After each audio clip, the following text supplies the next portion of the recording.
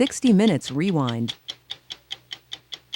Now and then, we take you to places you've never been before. Exotic places, the stuff of dreams. We're going to do that again tonight, but the shipbreaking beaches of Bangladesh belong more in a nightmare.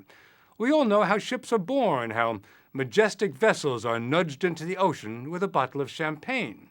But few of us know how they die, and hundreds of ships meet their death every year, from five-star ocean liners to grubby freighters, literally dumped with all their steel, their asbestos, their toxins, on the beaches of some of the poorest countries in the world, countries like Bangladesh. You can't really believe how bad it is here until you see it. It could be as close as you'll get to hell on earth with the smoke, the fumes, the heat. The men who labor here are the wretched of the earth, doing dirty, dangerous work for little more than $1 a day. It's not much of a final resting place, this desolate beach near the city of Chittagong on the Bay of Bengal. Ships are lined up here as at any port, but they'll never leave. Instead, they'll be dissected, bolt by bolt, rivet by rivet.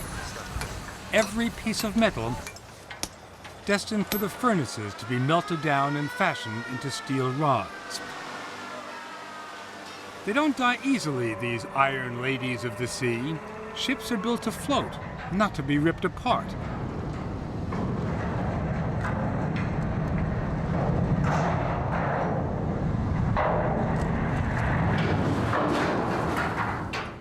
Spilling toxins, oil, and sludge into the surrounding seas. The men who work here are dwarfed by the ships they're destroying, and they dissect the ships by hand. The most sophisticated technology on the beach is a blowtorch. The men carry metal plates, each weighing more than a ton, from the shoreline to waiting trucks,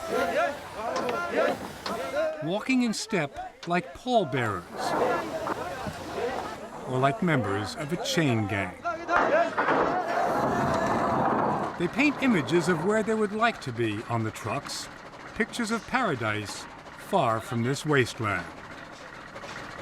When night falls, the work continues, and the beach becomes an inferno of smoke and flames and filth.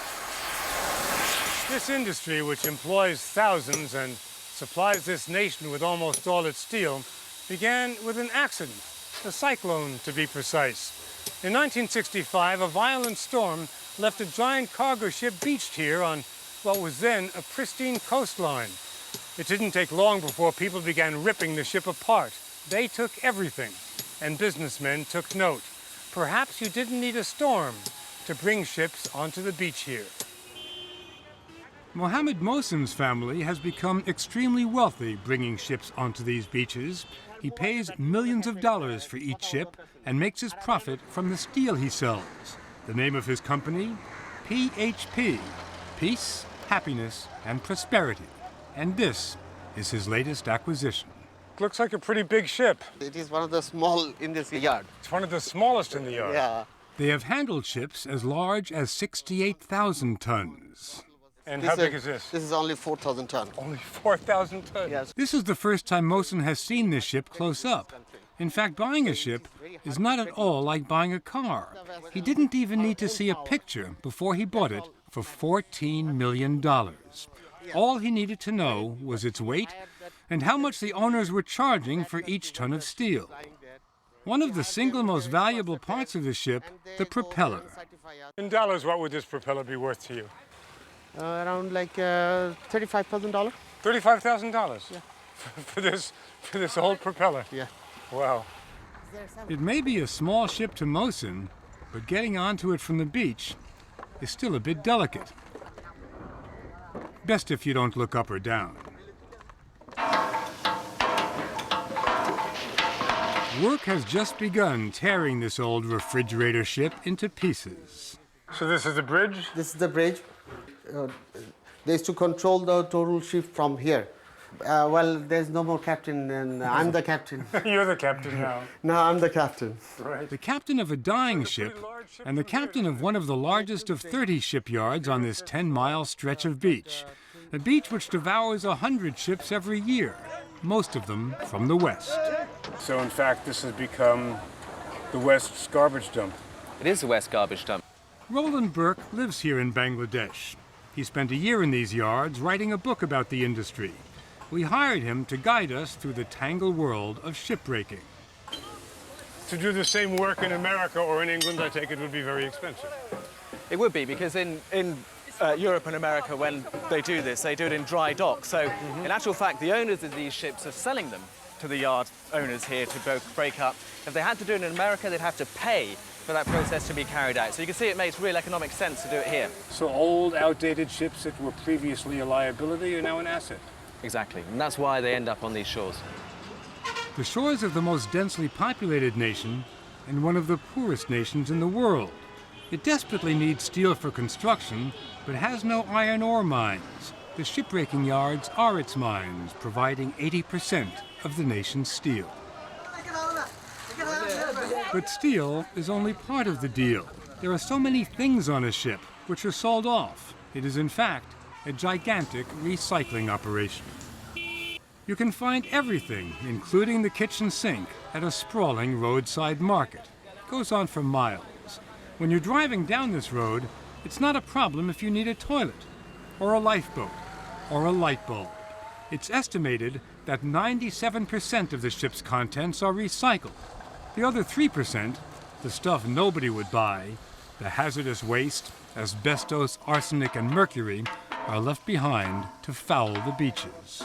And what we're looking at, which is a recycling operation, is also an environmental disaster. That's true. I think this is really capitalism as red and in tooth and claw and as raw as it gets. Well, at the moment, this is what makes financial sense for everybody, and this is, despite the fact that we might not like it and it doesn't look pretty, this is how it's done. And this is what's done to the workers. They have no unions, no safety equipment, no training. About 50 are said to die in accidents each year, often in explosions set off by blowtorches deep inside the fume-filled holds. You see casualties in the yards, men who are injured here but have no money to go anywhere else. The workers are housed in barracks with no beds, just steel plates scavenged from the ships they break. Many of the workers are not old enough to grow a beard. Some are quite simply children. We spoke to several who said they were 14 and had been working here for 2 years. So you started working here when you were 12? So what does the man from peace, happiness, and prosperity say about that? Are there any children working in your yard? Not my yard. Well, we talked to several children. Have you found any in my yard? We found a couple who were 14 and said they've been working there for a couple of years. Okay. They don't work, what they will do then?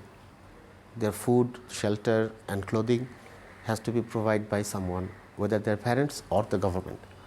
None of them can afford it. So what they're going to do? So you say that child labor is inevitable, necessary in Bangladesh? If they don't work in shipbreaking yard, they will work somewhere else. They have to. But child labor is only one of the issues. Environmentalists have been doing battle with the industry for years. They say the West has no business dumping its toxic wastes on impoverished lands in the East. They condemn the appalling work conditions here, the low pay, the lack of accountability for workers who get killed or injured. Their most important proposal, that ships get cleansed of their toxic materials in the West before they sail to Bangladesh. That's in line with an international ban which prohibits the shipment of hazardous waste from rich countries to poorer countries. Rizwana Hassan of the Bangladeshi Environmental Lawyers Association is in the forefront of the battle against the industry. She says the shipbreaking yards here don't respect even the most minimal environmental standards. And an industry that can't comply with these minimum standards must not operate. Must not operate? Yes. If you can't pay your worker the minimum wage, you can't operate. If you can't ensure the minimum environmental safeguard, you shouldn't operate. But the owners of the yards argue that environmentalism is a luxury reserved for the rich nations. It becomes quite expensive, which we can't afford. It doesn't matter. All the rules and regulations all the international conventions regarding shipbreaking were observed here, would the industry be able to survive? No, it will be stopped from tomorrow. And that, he says, would put 30,000 men out of work and deprive Bangladesh of its source of steel. Yeah, good morning, Cap. Channel 10, please. Channel But for now, the shipbreaking industry in Bangladesh is sailing full steam ahead, literally. The story will continue after this. We boarded a Russian fishing trawler, the Bata, in the final hours of its last voyage. It was eerie walking through the corridors. The lights were on, but nobody was home. It was a dead ship sailing. In the sailor's cabin, the sheets were on the bed, a radio and a flashlight were on the table. A Christmas card, a Russian Christmas card. In the kitchen, pots filled with borscht and potatoes were barely cold. It is a Russian ship. Remnants of the Last Supper. In the dining room, there were still Russian books on a table. They too will end up in the market on that dusty road to Chittagong. There was just a skeleton crew on this skeleton ship. Что там осталось, Петрович? Небольшая, ладно. On the bridge, Captain Eduard Petenko already seemed dressed up for his coming vacation. He had brought the ship all the way from Vladivostok and didn't enjoy the trip. Usually, you're captain of a ship. You're supposed to keep it off the beach. You're supposed to keep it in the water. What does it feel like to take it to the beach? Is it... No like. You don't like it? No like. Sometimes seamen cry. Sometimes you cry. Yeah. He wasn't even in charge anymore. The baton had passed to the beaching captain, Inam Chowdhury. He had done this 700 times. They call him the executioner. 330. This is a very delicate operation. It's not simply aiming for the beach. He's got to calculate the movement of the tides, the swell, the wind by the minute. He's got to wedge the ship between two vessels already parked there. At half speed. It is around, Captain. The workers on ships nearby are cheering. The Bata's arrival means more work, more wages for them. Their backs and their lungs will suffer, but do they have a choice? Midships. The Bata steamed its way into its final resting place. The bow got stuck in the sand. A perfect end to the last voyage. Thank you very much. Good steering. In just a few months, it will disappear. Bye-bye. Okay, Cap. Thank you. And Captain Petenko, he'll head home to Vladivostok, but he'll be back here soon. His company has 3 more trawlers heading to these shipyards. U.S. naval and merchant marine ships no longer wind up in these yards, not since 1998 when President Clinton passed a moratorium on exporting U.S. ships. Instead, they clog up American waterways. U.S. shipbreakers can't keep pace, and the Bangladeshis would be only too happy to have their business.